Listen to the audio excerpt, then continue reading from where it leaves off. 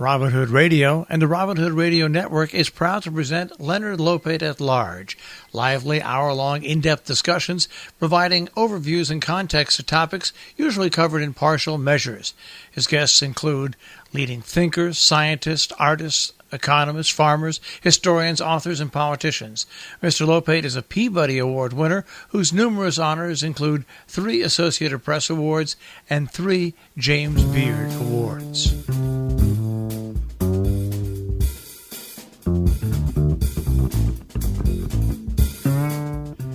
Welcome to Leonard Lopate at Large. I'm Leonard Lopate. Every day, about 10,000 Americans turn 65, often unprepared for their retirement, and many are unaware that the retirement system has changed drastically. Workers who had always felt secure because of their union benefits or government employment discover that their pensions are underfunded. And the real estate crash in 2008 wiped out much of the home equity that many were counting on to support themselves.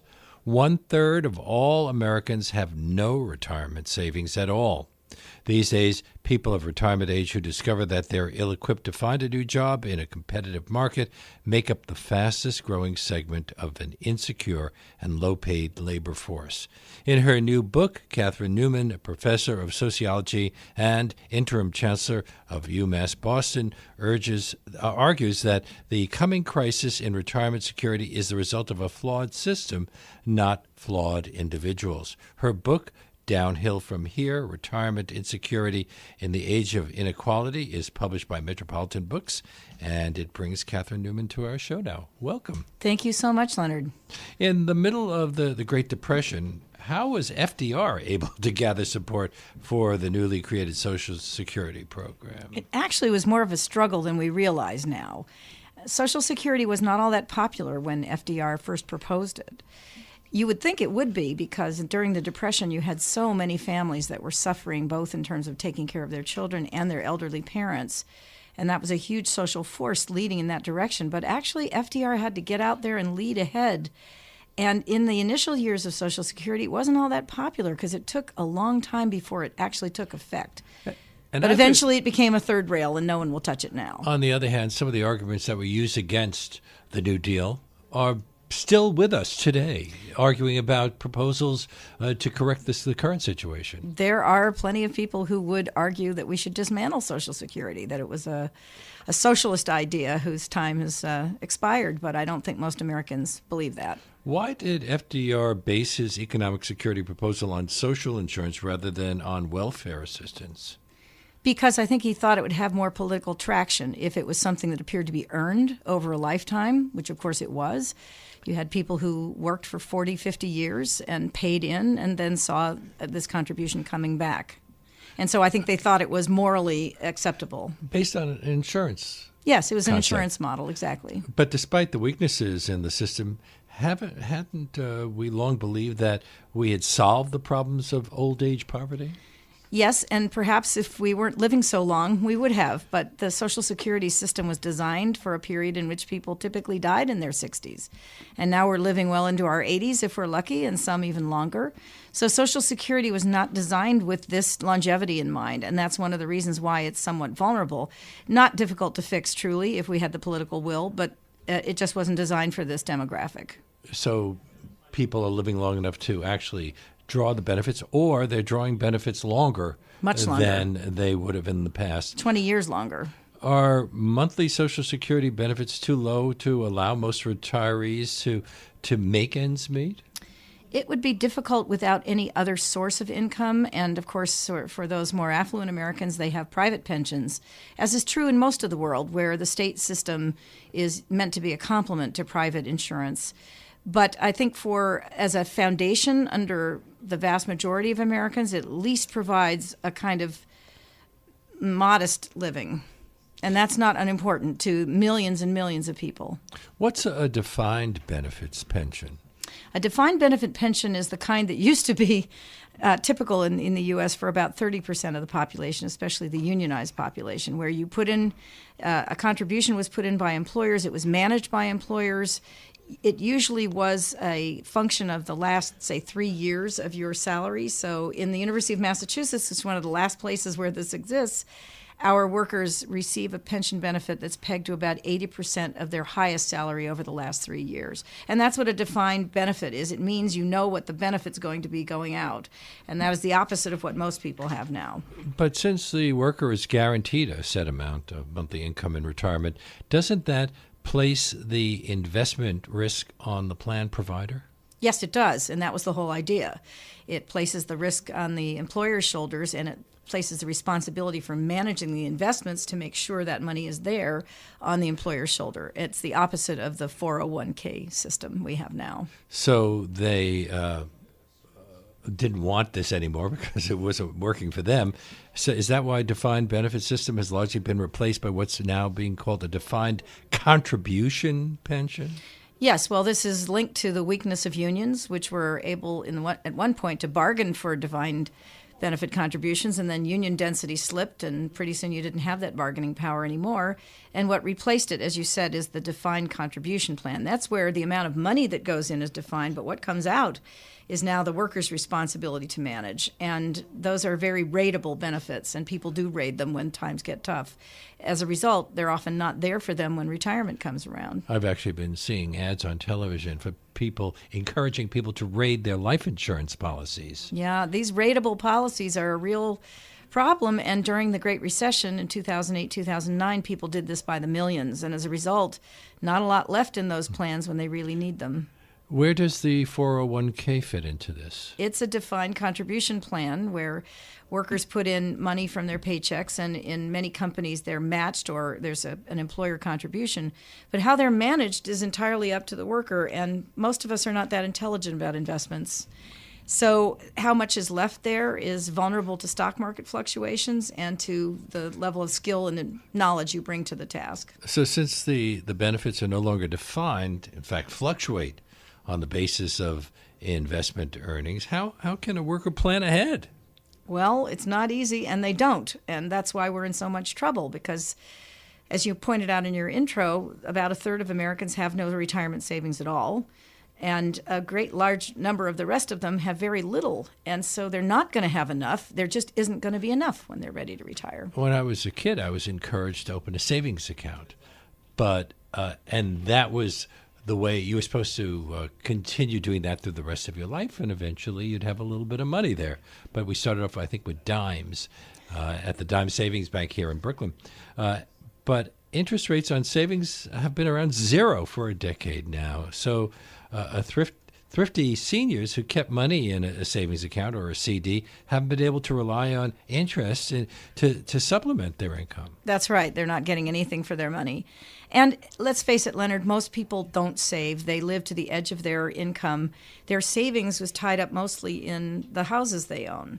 Home equity. Yeah, home equity. And, of course, that tanked completely in 2008, 2009 and hasn't really come back in many parts of the country. So the real saving account was home equity, and it isn't there for an awful lot of people now.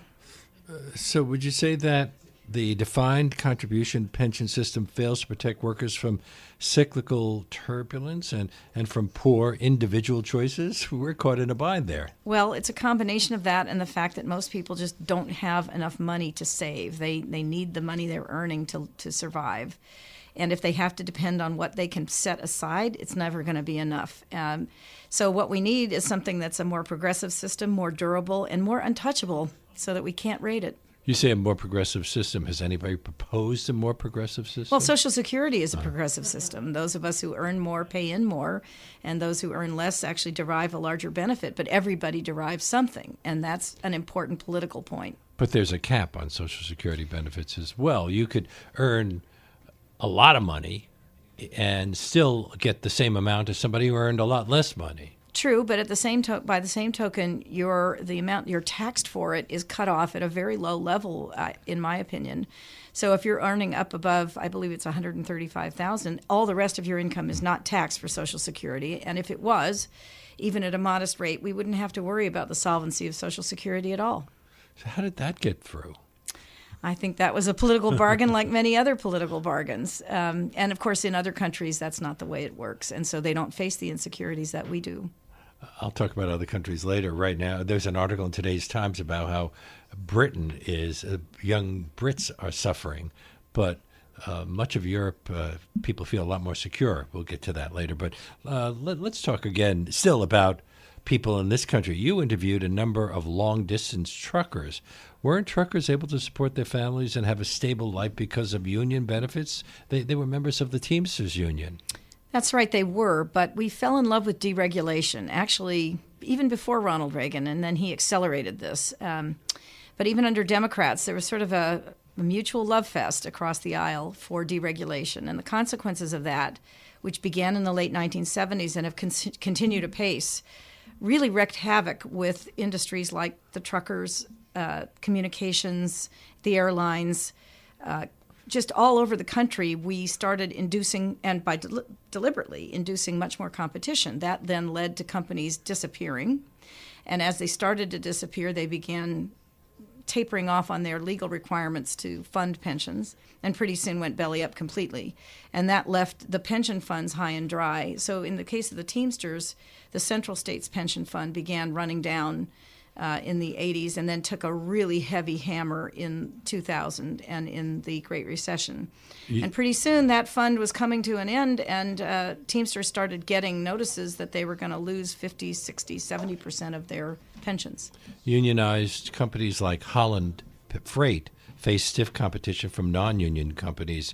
So didn't they ask their workers to accept wage cuts with the promise of more generous retirement packages? They did. That's not what happened in the end.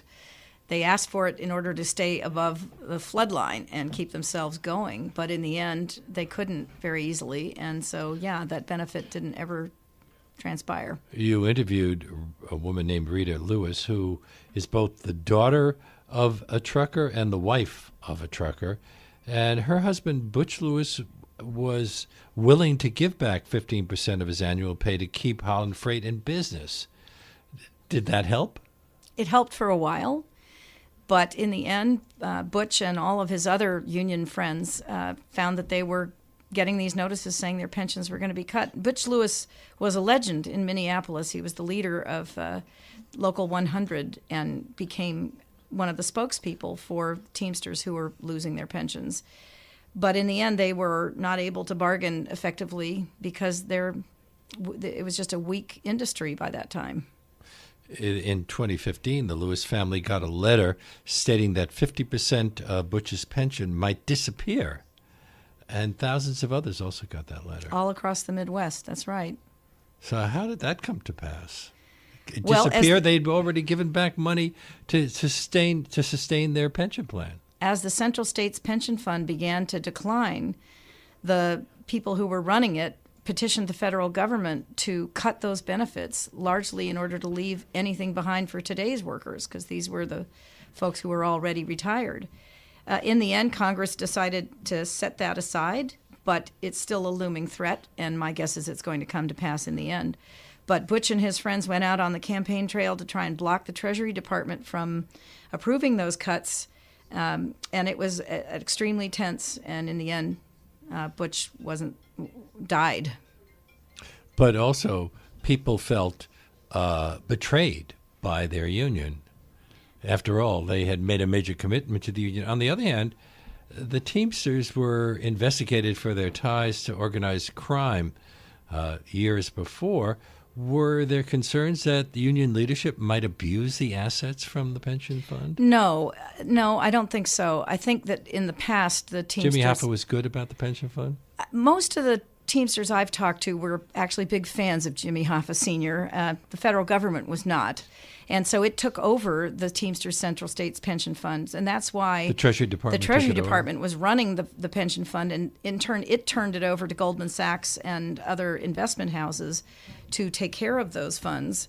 And they invested them in schemes that turned out not to be worthy. And in 2008, 2009, these junk bonds, came to fruition, and it was a disaster for the Teamsters and for millions of other Americans. Their pension investments went up in smoke. And you would think that Goldman Sachs and Northern Trust and some of the others would have been more responsible. You would think that we would hold them more responsible, but that's not what happened. And of course, millions of Americans discovered they didn't have anyone they could hold responsible. The Teamsters were not the only ones in this fix. I'm speaking with Catherine Newman on Leonard Lopate at Large today. Her book, Downhill from Here, Retirement Insecurity in the Age of Insecurity, is published by Metropolitan Books. Now that the stock market has largely recovered, is there any hope that these losses will be restored? In the entire recorded history of the U.S., there is only one company that has ever actually returned benefits to pensioners once they righted themselves, especially following bankruptcy. There are no other examples, so I wouldn't hold my breath. And what was that company? I've forgotten its name, to be honest. I would be very happy to boycott some companies, but on the other that'd hand, be a long list, the good Leonard. ones should actually get our business.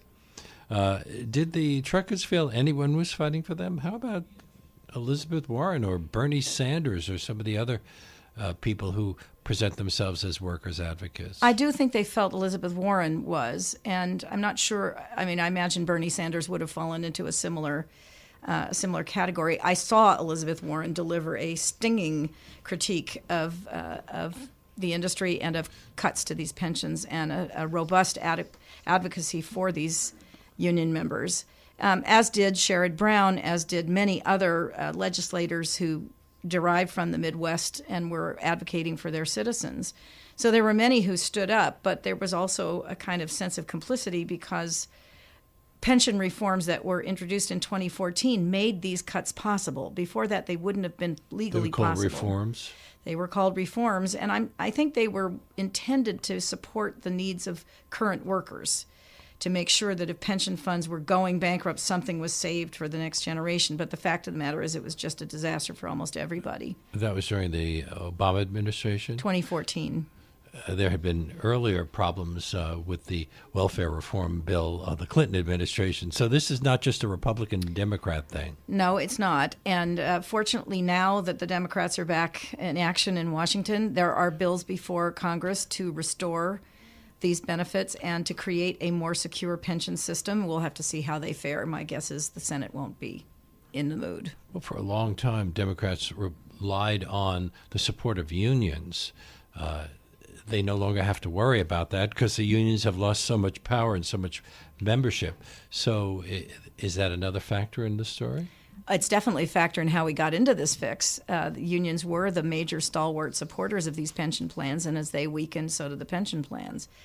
But I don't think we've seen the end of this. We're seeing teacher strikes in red states. We're seeing millennials who are embracing policies they hope will help to right matters, because this is not just a problem for old people, Leonard. This is every generation that comes after the baby boom is going to be in worse trouble. And so it's everybody's issue. Gen X is going to have to deal with this as well. Gen X and everybody coming after them, because if you think these things are bad now, we just wait till you see what generations who are in the gig economy have to look forward to. Not much. You mentioned the deregulation of many industries in the 1980s. As companies were pressured to become more competitive and cut costs, didn't many of them raid their pension plans to improve their balance sheets? Yes, they did. It turned out that legally they sort of owned this money, and if they needed it, they could swipe it, and they did. They owned the money that I was putting into my pension plan? Technically, yes. And so this is something we need to pay attention to legislatively, because when they started to falter and go into bankruptcy, people like you and me were at the end of the line, if even in the line, for our stake in a bankruptcy. So shareholders could claim their piece, but pensioners were not even in the list. I think that's one of the reforms we need to look at. If we're going to make sure that working people are taken care of, they should be in line. And even some of the companies that we just thought were rock solid had problems. Ma Bell, the Bell Telephone Company, offered solid careers for managers and technical experts for many years. But you talked to a woman named Lisa Hannigan. What's her story? Lisa Hannigan and her husband both worked for an institution you and I remember, but many of your younger listeners have probably never heard of, called the Yellow Pages. Mm-hmm. The Yellow Pages were the main advertising vehicle for the Ma Bell system. But as the internet grew and we get our information as consumers from other sources, the Yellow Pages started to fall out of favor. So the workers who worked for the Yellow Page division of Ma Bell suddenly found themselves out on the outs. And as Ma Bell itself fractured first into the Baby Bells and then into the Verizon system, responsibility for those pensions begins to get further and further away. And eventually, the Yellow Pages employees were spun off into something called IDARC. And IDARC was a company that was basically born to go bankrupt. So they put all of the responsibility for the pension system for those workers into IDARC, and within a couple of months of its creation, it went completely bankrupt. You say IDARC was actually spun off to that sounds almost illegal. This is Verizon doing this? It was challenged. It was challenged in the courts, and the problem was proving that there was intent to create a company that had no other purpose than to die. So it wasn't a functioning unit. It was just a way to functioned. offload billions of dollars in pension liabilities? That's right. And in the end, that's exactly what it did. And that's Verizon that runs all these ads on television telling me how great they are? Yeah, well, it's and what's really shocking to me about Verizon and some of the other examples in that part of the book is that these were very profitable companies. I mean, the Teamsters were working for companies that were really struggling, but Verizon is not a struggling company. It's quite prosperous. It always has been. No, Lisa never actually worked for IDARC, but then she found her health benefits decreasing, and finally they were eliminated. Yeah, virtually She had nobody no really health worked insurance? for IDARC because IDARC never functioned. But that's what happened. Lisa and all of her Yellow Pages fellow employees were shunted into this basically fake company that never really functioned. And that was the end of that. And they also eliminated cost of living adjustments, even though retirees are entitled to those increases. That's right. They almost never got them. So watch what you're entitled to. It doesn't always happen that way. And, of course, if you have a pension that is adequate today, 20 years from now, the cost of living will have risen. It won't be. How is Verizon, which is a profitable company, able to use legal loopholes to evade its commitment to its retirees? Because there are legal loopholes there, Leonard, and we And haven't who gave us closed those them. loopholes? Well, the legislation that set up these kinds of pension systems enabled this, and we haven't been wise enough to tighten those provisions, and we need to, because there are millions of people who are vulnerable to losing everything as a result. Didn't Verizon also replace its management pension plan with insurance annuities? Yes, Verizon its policies affected its workers up and down the line. This wasn't just the people that you see outside, repairing telephone lines. This was everybody up to working and on the including Yellow management. Pages. In fact, in many ways, management was the first to feel the hammer blow because they didn't have any union protection. And many workers who had the opportunity to go into management refused to do it because they knew that they would be even more vulnerable. So they stuck with the unionized side of Verizon. But it didn't help forever. So retirees are now getting their monthly payments from Prudential Financial. That's right.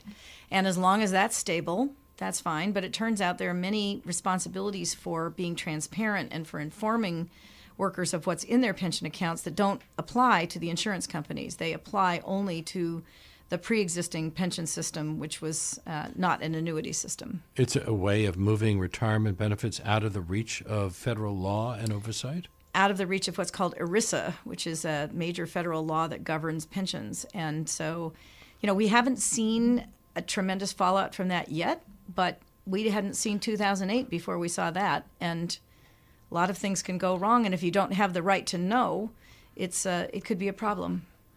Didn't a group of Verizon retirees sue? They did. They haven't won yet, but yes, Oh, it's they still did. in the courts? It's still in the courts, and we'll see where that goes. Have there been any cases in the courts? Because it seems to me an awful lot of people have been affected by the changes you're talking about. Not that I'm aware of in talking to the kinds of lawyers who deal routinely with these matters. Not yet.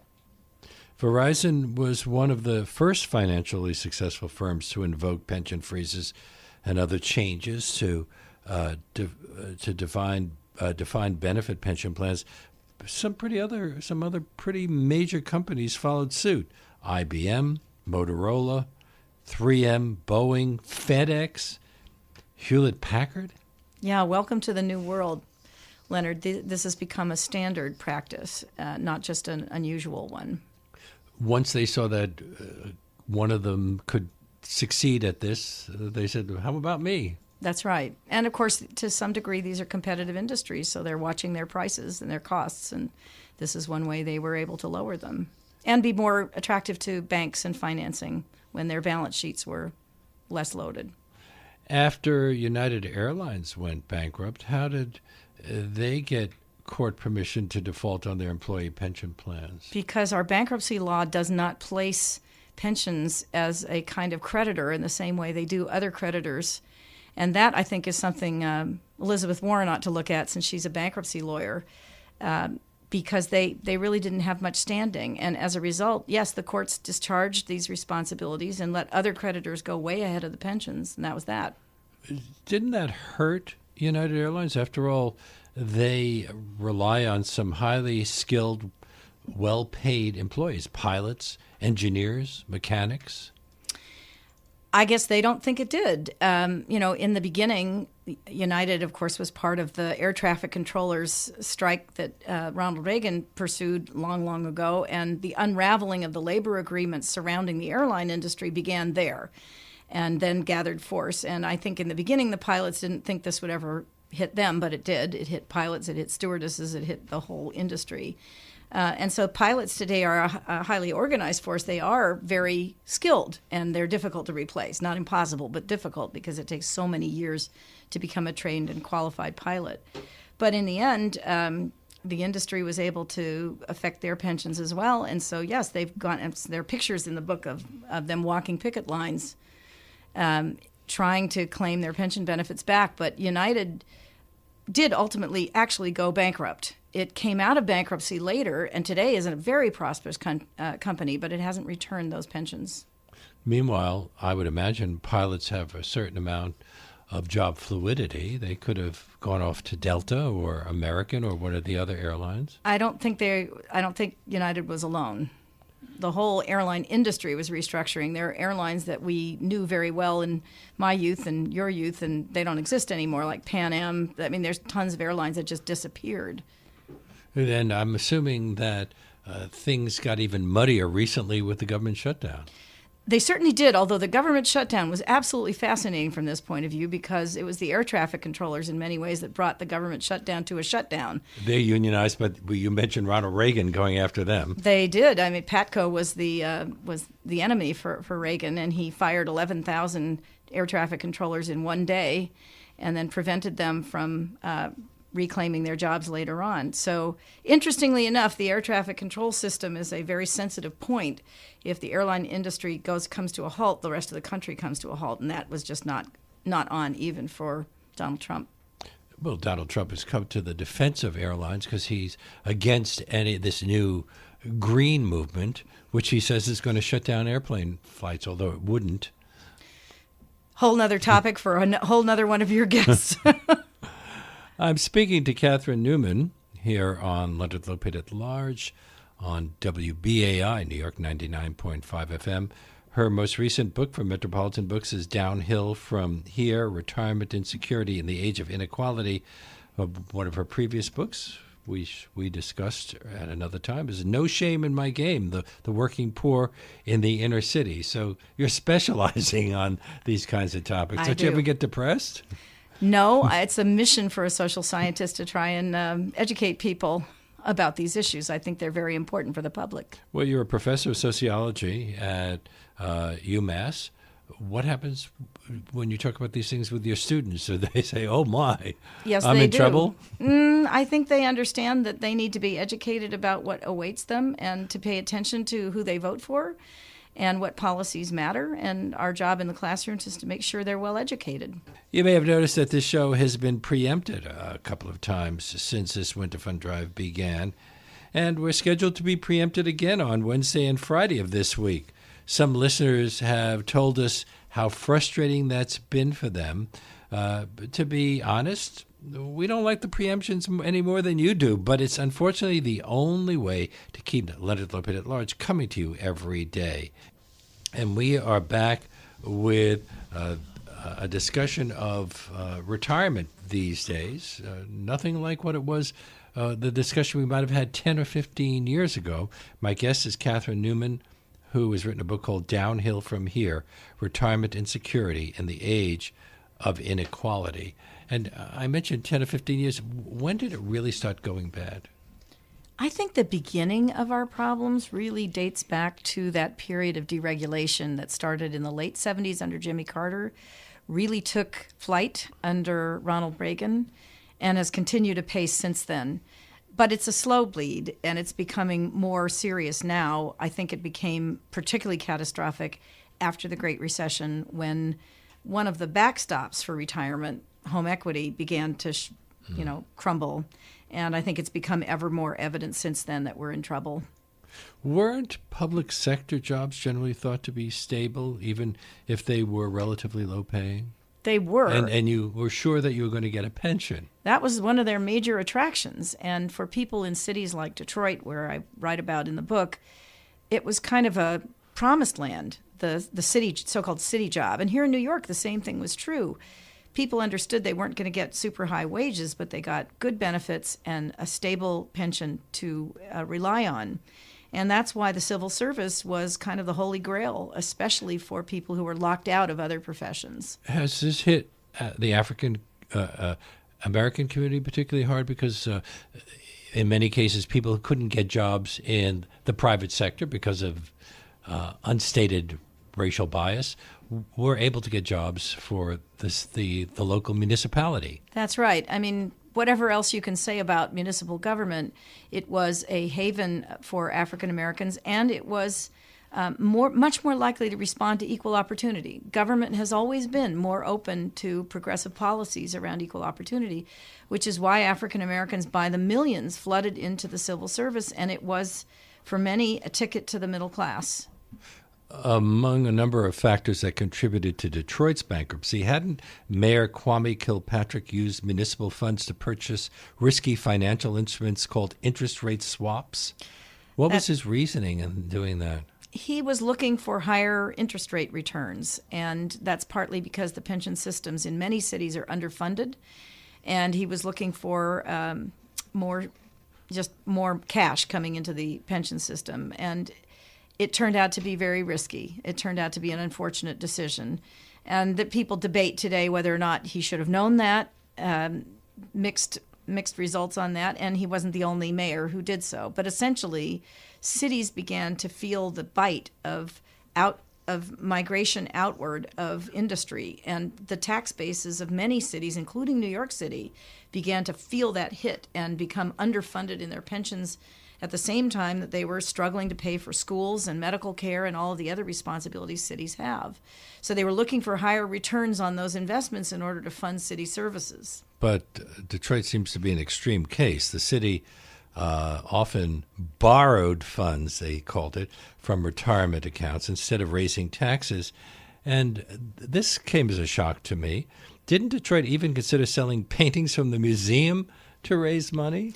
The Detroit Institute of Fine Arts is one of the world's great museum. Great collections of paintings and sculpture. And but when the city's retirement system began to crumble, the question of how it could be rescued came up. And for many workers, paintings are fine, but if we're talking about whether they can survive, that's more important to them. And so what were the assets Detroit had to look to shore up these promises? And the paintings were considered. In the end, that didn't happen because foundations in Detroit stepped up and began to create alternative savings opportunities for the city. But yeah, it was certainly considered.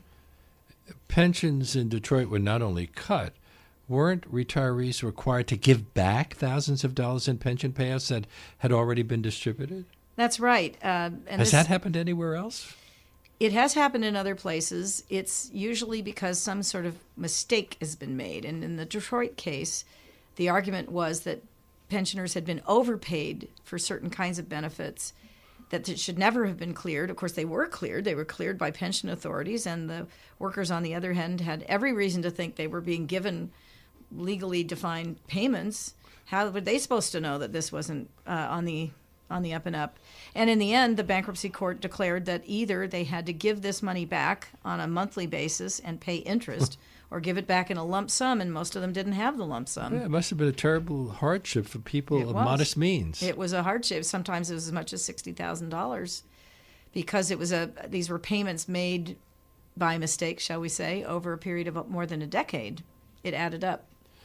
Detroit was the first municipal bankruptcy in the U.S. Have there been others since? There have been others. Detroit was the largest. There have been others, 3 other cities in California. Of course, Puerto Rico has been in deep trouble. And there are lots of other cities, including New York, that are underfunded. They're not declaring bankruptcy, but there's the question of how these benefits are going to be paid is still on the table. We recently did a show on cause and effect, and the easy reason given for all of this, the cause was Detroit stopped being a major manufacturing center. Well, that was relevant for sure because Detroit's industry began to flee.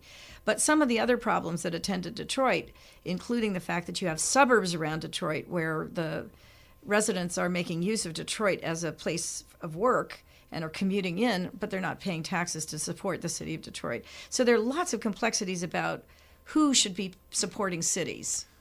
Is it a state responsibility? Is it a city responsibility?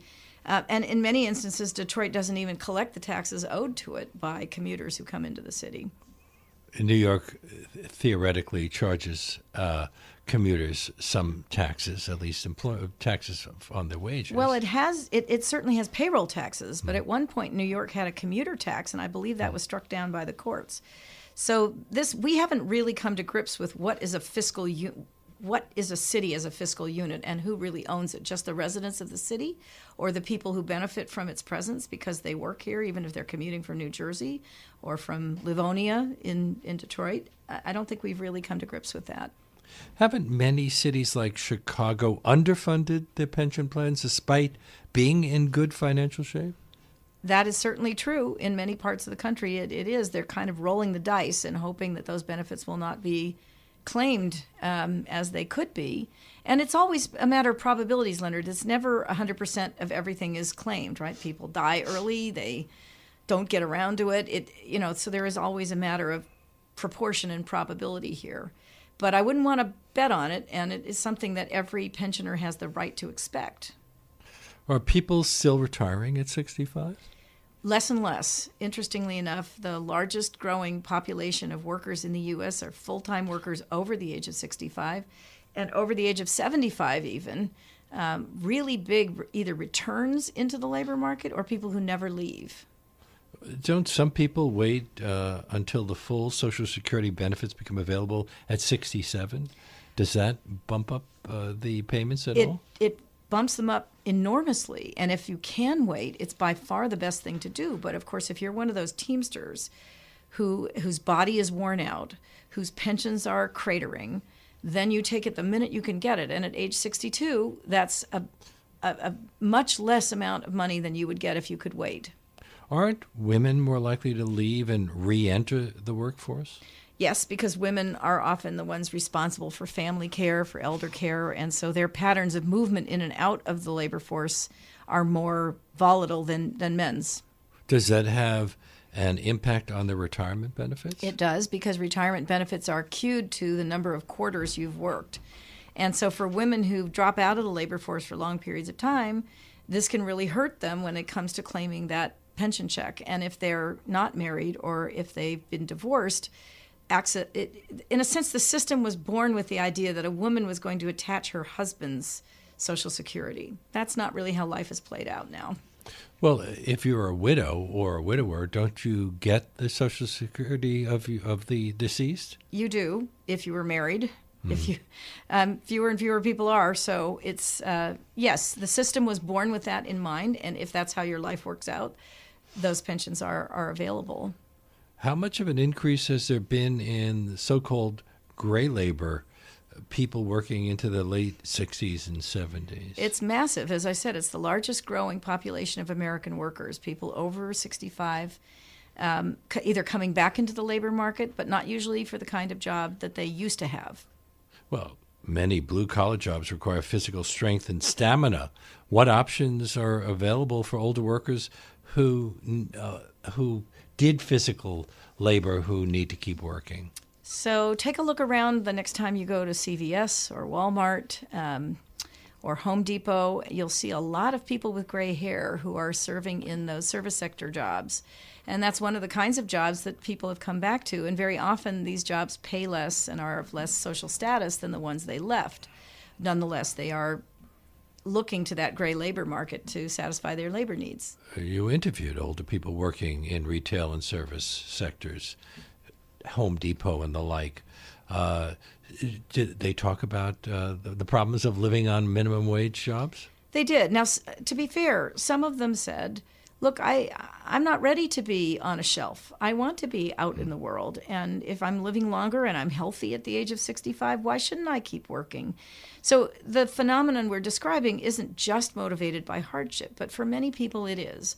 And for them, it's not only a consequence, they not only have to live with lower wages than what they were used to, they have to live with a certain amount of what they perceive as disrespect.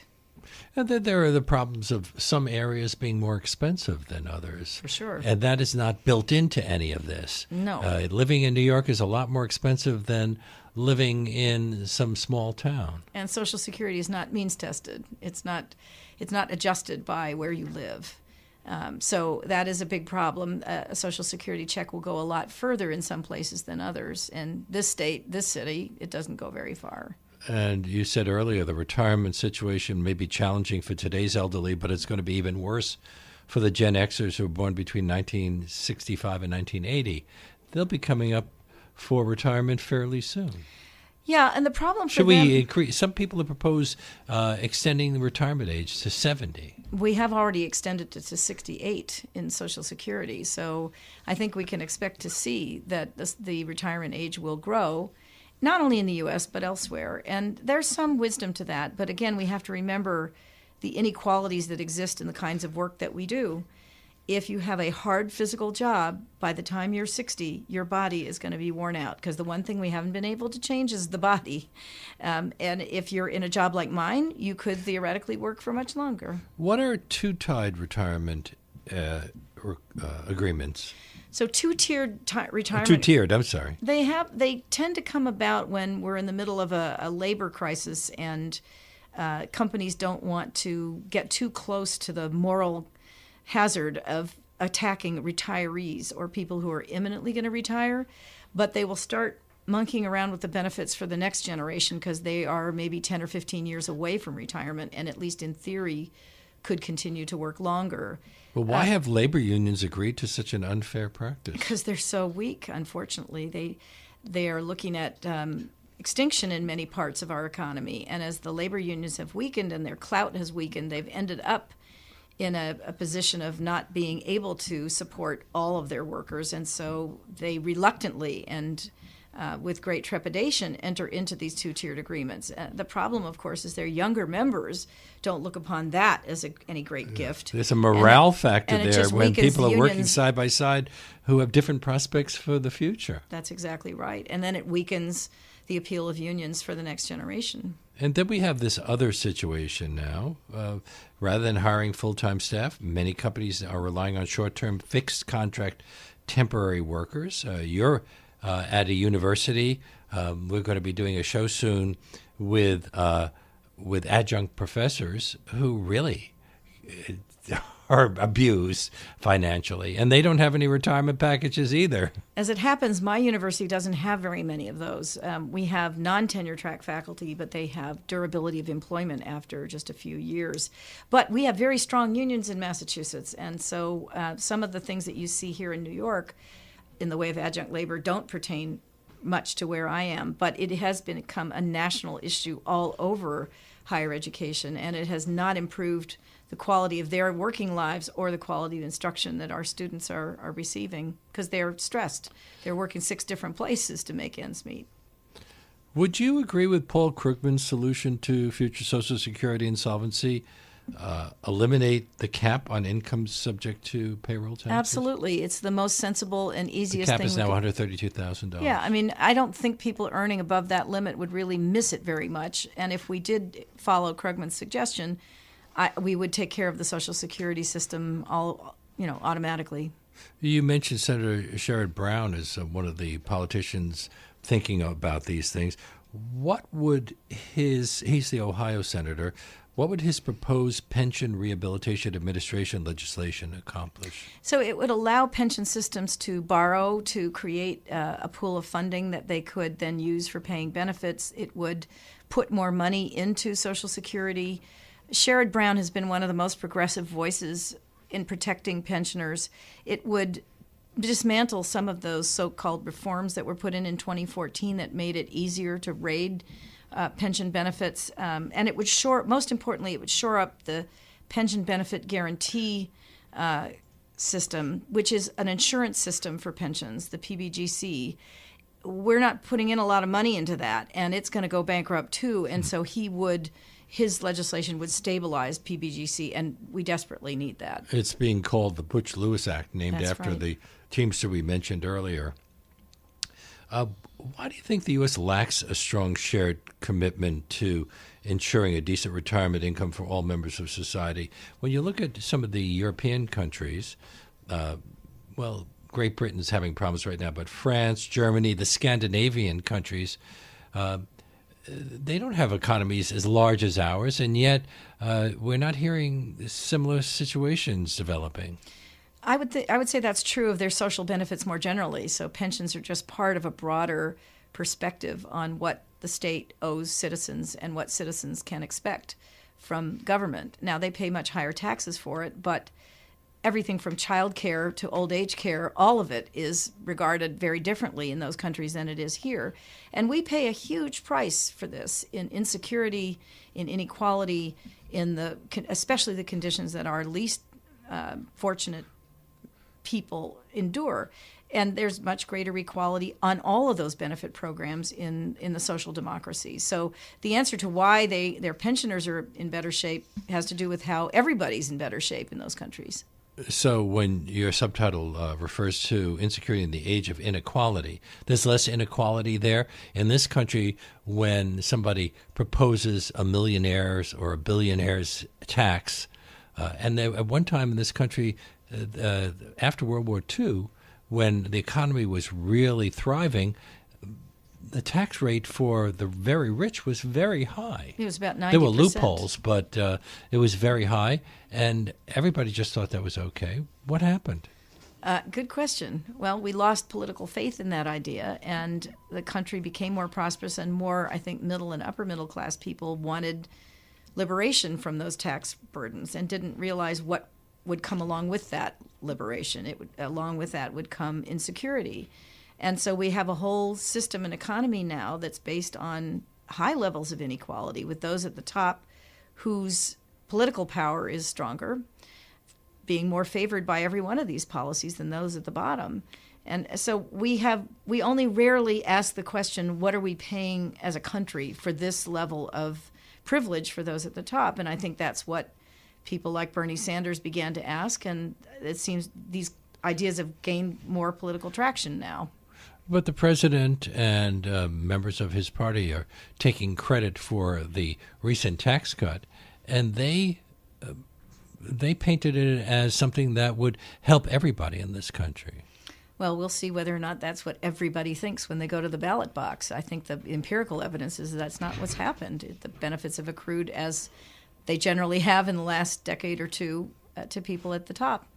And yet we are seeing right now a major campaign against fixing any of this. I just saw an article in the Times about all the lobbyists for various groups, including doctors' groups and pharmaceuticals, all upset that by some of the new proposals.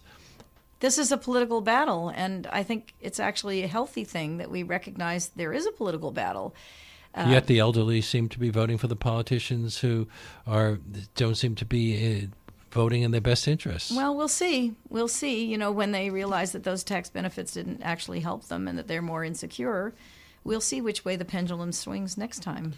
When you talk about this because you've been doing the book tour, when you talk about this in other cities, what kind of response do you get? Pretty much the same I expect as here in New York, which is a recognition that it's about time for us to pay attention to these issues, that we owe something to those of us who are getting older, and that everyone will get older if they're lucky enough. So this is a universal question, not one that just pertains to one generation. I'm always amazed by how politics changes everything. For example, so-called Obamacare was originally Romney Care in your state of Massachusetts. He was a Republican governor, and wasn't the idea actually floated by the Heritage Foundation, a conservative group? So what happened? Well, Massachusetts is an interesting state. Republicans in Massachusetts would probably be Democrats in many other states. But I think essentially the idea was to look toward improving efficiency in the healthcare system and recognizing that universal coverage is far less costly than most people think. And if we pursue it, then all those expenses that crop up for those people who are uninsured begin to diminish. So the Massachusetts experience has been a pretty positive one, and I think that's what gave this traction elsewhere in the country. Katherine Newman is a professor of sociology and the interim chancellor of UMass Boston. Her latest book, Downhill from Here, Retirement to Insecurity in the Age of Inequality, is published by Metropolitan Books. Thank you so much for being on our show. Thank you for having me, Leonard. It's good to see you as always. And that brings us to the end of today's show. My great thanks to Katherine S. Newman, to Deborah Freeman, who produced this segment, to Reggie Johnson, who was at the audio controls, to Charlie Morrow, who composed our theme music, and to my executive producer, Jesse Lent. Leonard Lopate at Large comes to you on Saturdays at 4 and Tuesdays at noon. You can subscribe to Leonard Lopate at Large podcast on iTunes and by clicking on Robin Hood Radio's archive program site, which is robinhoodradio.com. You can also check out Leonard Lopate at Large Facebook page. We hope to see you next week.